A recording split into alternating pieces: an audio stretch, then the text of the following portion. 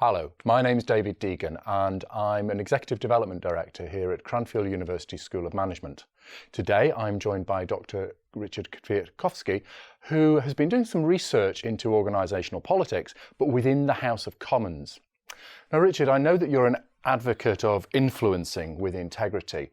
What could private sector organisations learn from your work within the House of Commons? It's an interesting question because we're doing research in the House of Commons, and there politicians will acknowledge that politics obviously is taking place, but it takes place in every organisation. If you pretend it isn't happening, you're wasting energy. You might be denying that it's happening, that you're somehow above politics. Politicians admit that they're interested in power, they're interested in achieving things, they're interested in coalitions.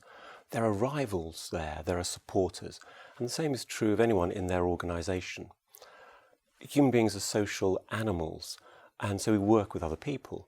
It's inevitable that you get organisational politics. Resources are scarce, either time or people or money, and who gets those and who controls those and how they're deployed and used is in part a political process. Some people think that you get power just simply by keeping your head down, working hard, hoping other people will notice. So in Parliament, if that happens, you tend to stay on the back benches. And in organisations, you tend not to be as influential or to be able to contribute to your full potential. So the question becomes, well, how do you use organisational politics? First of all, you have to demonstrate a skill. You have to be useful. You have to perform. More than that, you need to be visible. You need to be known. You need to be known for something. What are you for? In an organisation, it's useful to have a mentor or a champion. A question might be, who's looking out for you now? Who's thinking about you at this point?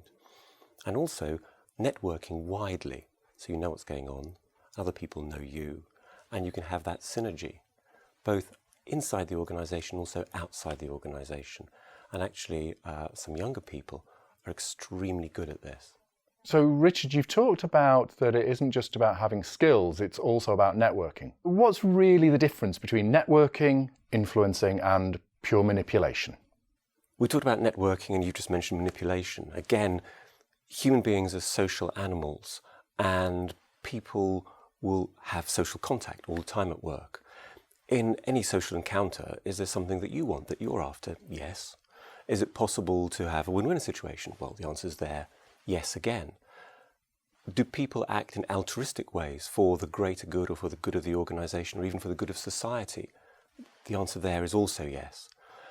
And so for society to function well, we need those sorts of processes in place. Sometimes people are worried about networking and they think there might be something strange about it. I remember working with a group of managers, one of whom was very against networking. He said, networking is emotional prostitution, and I'm not going to do it. Another member of this group was quite surprised. And he said, hang on, I think about it as meeting friends and potential friends. We've had long-term contact with these people, and the second person is the one who's been most successful. That positive idea, meeting friends and potential friends. We all have friendship groups, we all have groups of people that we like, that we work with better. And it's important that that network is in place. Thinking about leadership, do you have to be liked as a leader? Well, not necessarily. It does help, but certainly you need to be respected. And again, the link with politics is that you need to trust people, you need to trust their integrity and their reputation. If someone is trying to manipulate you, it's not a win-win situation. They're trying to get exactly what they want. You'll figure that out. And that's a reputation that they will get in the organisation. Other people may wish to influence you, maybe just by thanking you, maybe by helping you with your projects, acknowledging you as a person, or maybe a small gift to say thank you, a small bonus or something like that. So these things might be trivial, but as a leader, that symbolism really matters. In that you talked about a leader being influential by giving a small gift. How can a leader be influential without having to spend money? Although it seems almost trivial to say so, a simple thank you is often necessary and helpful just to demonstrate the respect that you have for someone who maybe has done their job particularly well or has contributed to a team effort. And we talk about recognition and reward, but again, there's lots of evidence to say as human beings that recognition is important, that you're acknowledged as a valuable person in your own right. You can probably remember the last time that you got a thank you note or a letter. In this age of electronics and emails, those are quite rare, and those are significant. It takes a few minutes, it's very easy to do. However, you need to be real, you need to be authentic. People soon know if you're trying to just complete a formula, trying to be nice. They need to trust you, they need to trust your competence, but also followers invest in their leaders.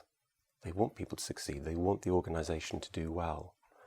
And it's important that you're visible, because you are going to be watched, just like politicians are watched and they're on stage. You're on stage in your organisation. The symbolism of what you do is important, whether you know people's families' names, you know where they've been on holiday, you bring an ice cream in on a hot day. These are all stories that will be told. You're behaviourally modelling the culture of the organisation, how you want other people to behave. So what stories are being told about you right now? How are you setting that connection? Even people who have to work for money, maybe have 2 or 3 jobs, nevertheless that social connection is so important. And you need to take your people with you. You've heard that phrase, hearts and minds. So how do you appeal to the cognitive as well as the emotional? How do you make work exciting and real and meaningful? If you remember a good team experience that you've had, perhaps when you had a good boss or a good team leader, and you felt good about being part of that organisation, you were achieving things, there was a sense of fulfilment.